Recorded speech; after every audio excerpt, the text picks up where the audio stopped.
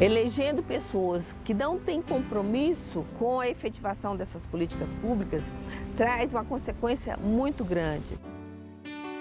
Nós necessitamos de inúmeras políticas públicas, como por exemplo a saúde, a educação, saneamento básico a gente não tem o mínimo que a gente deveria ter, que a gente paga para ter.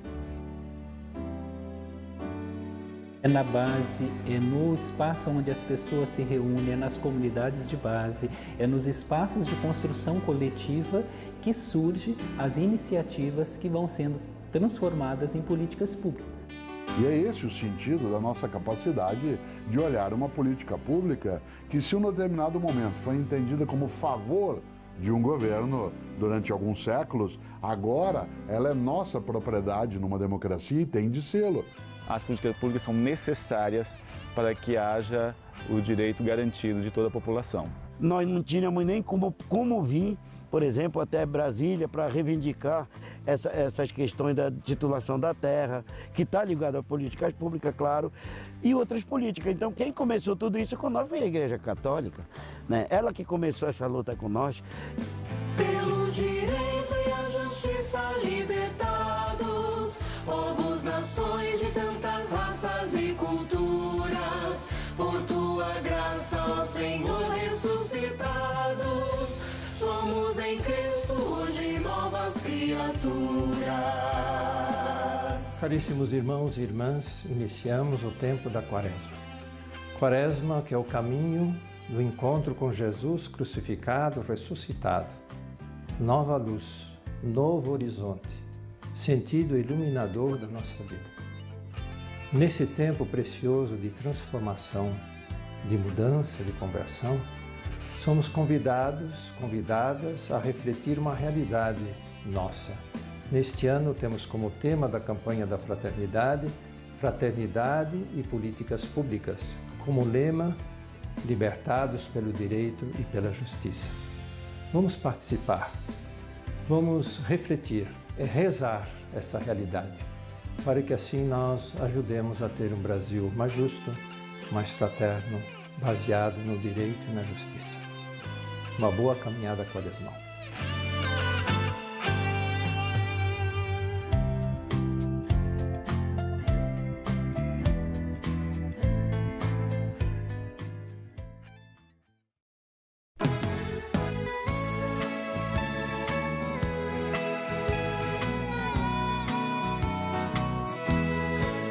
É importante lembrarmos que as políticas públicas são a maneira com que o Estado, o governo, efetiva ações em nome do bem público. Em tese, as políticas públicas são isso, tendo sempre como princípio e resultado o bem-estar, a igualdade, a justiça. O governo tem nas mãos o dinheiro público e ele precisa arbitrar aonde vão ser os investimentos ou onde estarão as prioridades. Uma política pública é aquilo que a comunidade precisa ter e deseja ter, e que um governo terá de fazer com que aconteça para todos e todas. Por isso, é política porque é uma decisão sobre a ação, e é pública porque serve para todas as pessoas daquela comunidade, daquele lugar, daquela nação. Um aspecto fundamental das políticas públicas é que elas sejam construídas pelas pessoas também, porque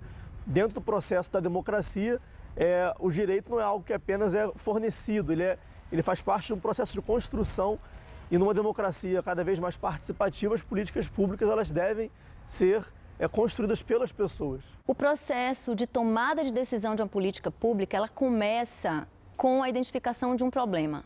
O que chamamos de problema político. O que vem a ser esse problema político? São problemas que geralmente, pelo menos deveriam ser, demandados a partir das necessidades da sociedade. A gente sabe que nem sempre isso acontece, mas é o que deveria acontecer. Ou seja, é um momento em que os problemas vão surgir na sociedade e eles vão entrar ou não na agenda do governo. Identificado o problema, então é feito todo um processo de escuta para a elaboração em si daquilo que chamamos da ação que legitima e que vira a política pública. É aí que a sociedade civil organizada pode explorar os espaços instituídos formalmente como conselhos, fóruns, comitês, né, em que há uma abertura para a participação social. E aí, então, a gente chama um caminho que ainda tem muitos desafios na nossa compreensão, que é a incidência para que a política pública, de fato, seja uma ação concreta, legitimada pelos poderes públicos, de uma maneira que a sociedade civil participa, colabora no controle social, mas também o poder público, dentro das suas esferas, possa subsidiar recursos financeiros, pessoas, materiais, leis, para que aquela política, de fato, possa ser concreta. Outra etapa muito conhecida é a avaliação de políticas públicas. A política pública não acontece de forma linear, como a gente costuma separar metodologicamente para poder analisar uma política pública. Ela acontece tudo ao mesmo tempo, né? Ao mesmo tempo que a política ela é formulada, ela também está sendo avaliada, ela está sendo implementada, ela está sendo reformulada, ela de novo é avaliada. É um processo que requer um olhar atento da sociedade durante todo ele, né? Do início ao fim. Então, a sociedade ela precisa estar atenta a essa execução das políticas públicas para que ela participe, sempre pensando em defender os seus interesses.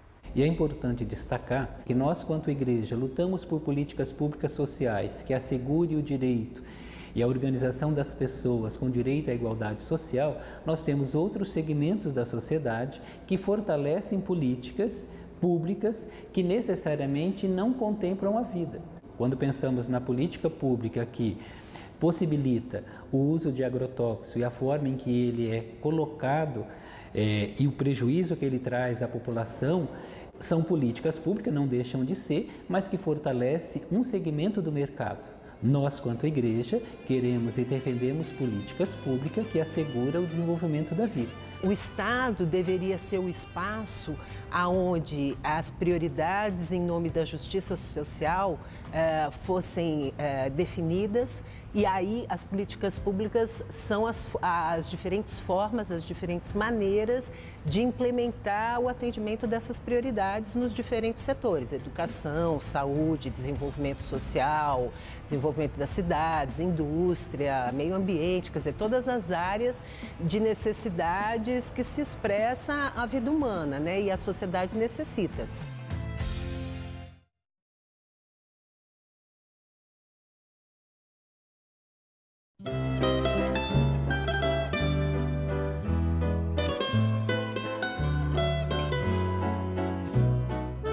O grande desafio hoje das políticas públicas é romper com a velha lógica assistencialista e políticas emergenciais que muitas das vezes não atendem às necessidades estruturantes das populações, que garanta a terra em tamanho suficiente para as famílias, que garanta o reconhecimento dos territórios locais tradicionais, que garanta políticas públicas estruturantes para o bom desenvolvimento da vida no campo. Normalmente os municípios, as instituições publicam os editais, os agricultores não têm acesso a esses editais, são publicados normalmente lá no mural das prefeituras, poucas colocam no site, e mesmo se coloca no site, os agricultores não têm esse acesso.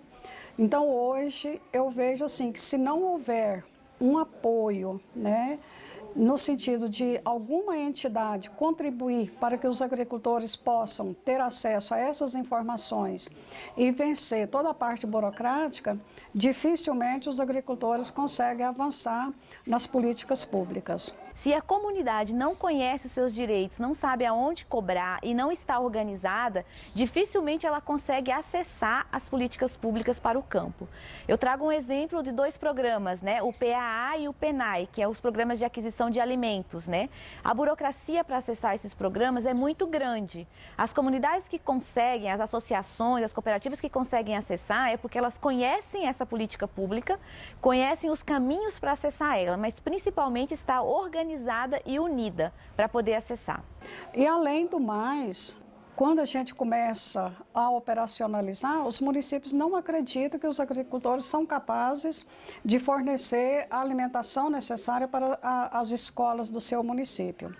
Da medida que a gente vai mostrando que é possível, os próprios municípios vão, né, aderindo e eles querem, às vezes, até comprar além daquilo que nós já estamos fornecendo.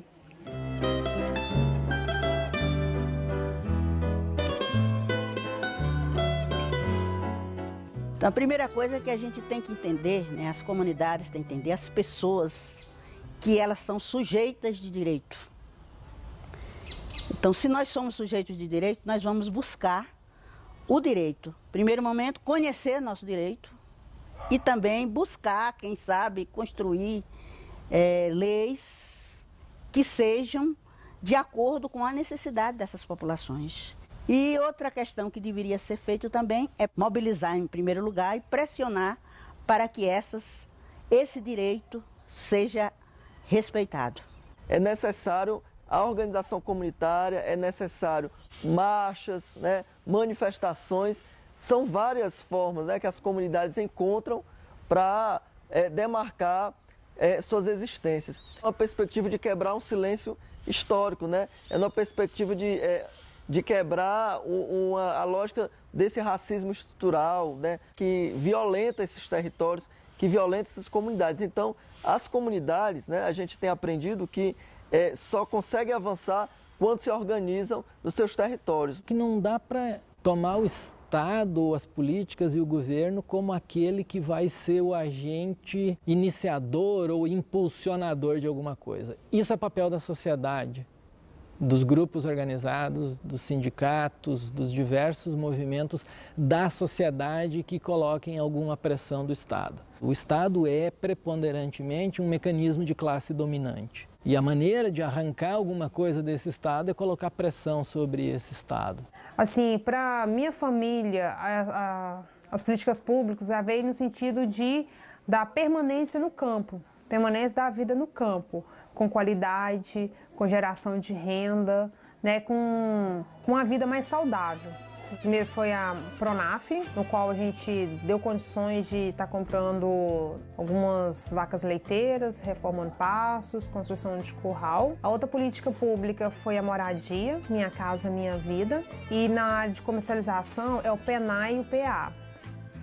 Antes a gente tinha menos conhecimento e menos parceria, sabe? Assim, parceria entre companheiros, produtores, né? A gente trabalhava meio por conta e não tinha muitas informações e com as parcerias facilitou bastante para a gente buscar mais informação.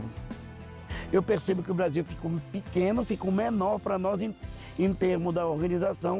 Hoje, nosso movimento é considerado um dos maiores da América Latina. Nós somos mais de 6 mil comunidades quilombolas no Brasil.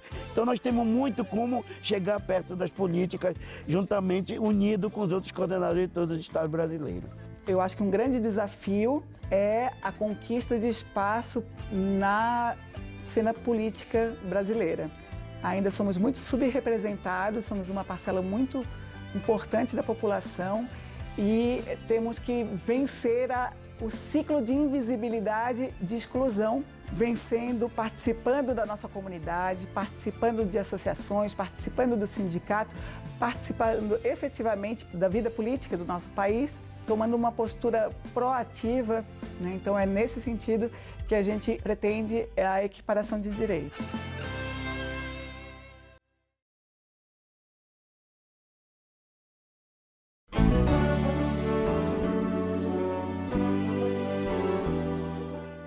Nós temos que engajar nesse movimento de aplicação das políticas públicas de fato, mas sabemos que vivemos uma crise de direito, né? O que a gente vê. O direito parece que é uma coisa obscura para nós no momento, mas ele é o acesso às políticas públicas e também o acesso à cidadania de cada um de nós. A política pública, ela não é descartável, ela não é desnecessária. Se ela não está sendo eficiente, ela precisa se tornar eficiente. É nisso que nós precisamos investir, na qualificação da política pública e não pensar que as medidas do setor privado, dos espaços de multiatores, aonde o Estado está relativizado, às vezes está em pé de igualdade de setores que são setores que têm interesses privados, fiquem em pé de igualdade. O interesse público tem sempre que estar acima disso. Eu acredito que nós, quanto igreja ou independente da denominação, mas quanto pessoas que caminham em direção ao reino, trabalhássemos para diminuir essa dicotomia entre fé e vida. Normalmente, nós não associamos as políticas públicas como parte inerente à minha vida de acordo com o Evangelho. E quando nós distanciamos dessas realidades, formam-se guetos. E isso é bastante prejudicial, tanto para a dimensão de fé, quanto também para o desenvolvimento da sociedade. Portanto, não há como ser igreja e viver o Evangelho se ausentando das questões sociais, se distanciando das políticas que dão tom no desenvolvimento da vida.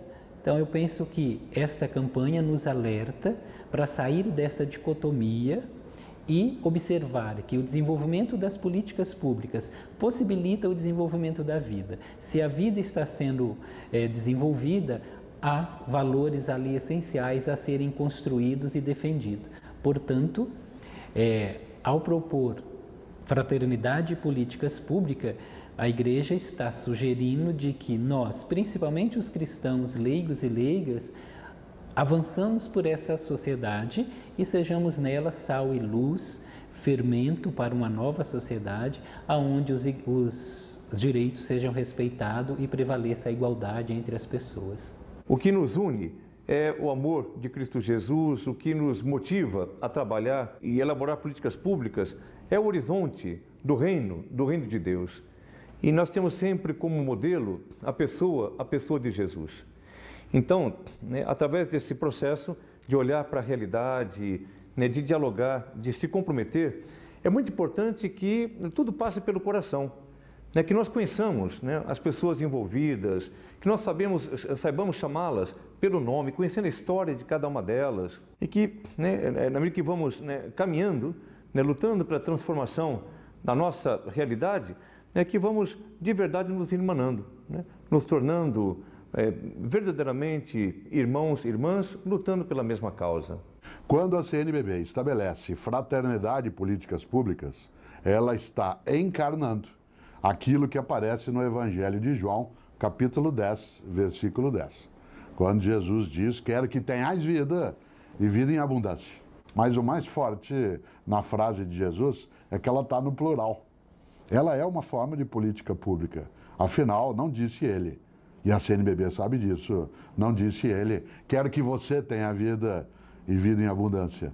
Quando a frase aparece no plural, quero que tenhais vida e vida em abundância, é sinal de que é uma política pública. É tarefa, sim, da CNBB, como alguém que ajuda a cuidar, que não só guarda e leva adiante uma mensagem de fraternidade, de liberdade, de afetividade e amorosidade, que ela também, em 2019, seja capaz de nos convidar, mais do que nos convocar, porque é um convite a uma participação em algo que é absolutamente honroso, que faz com que a nossa vida ela tenha um sentido e que ela seja abundante para todas e todos.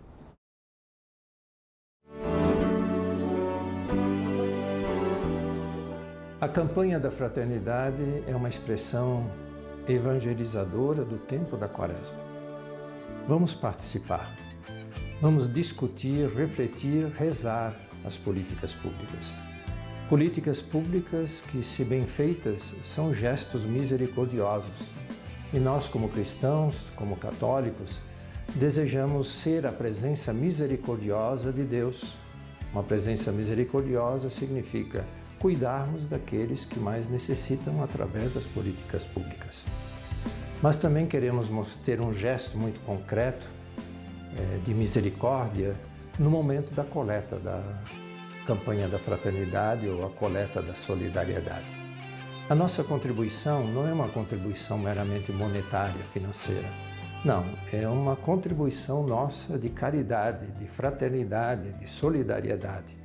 É um gesto misericordioso que pode nascer da meditação, da oração diante de Jesus crucificado e ressuscitado. Vamos participar.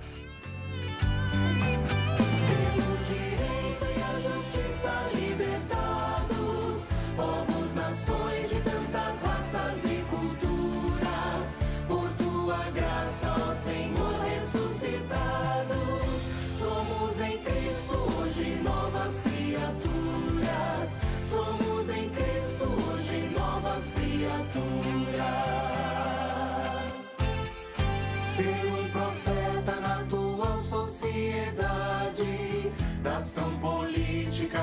fé participar.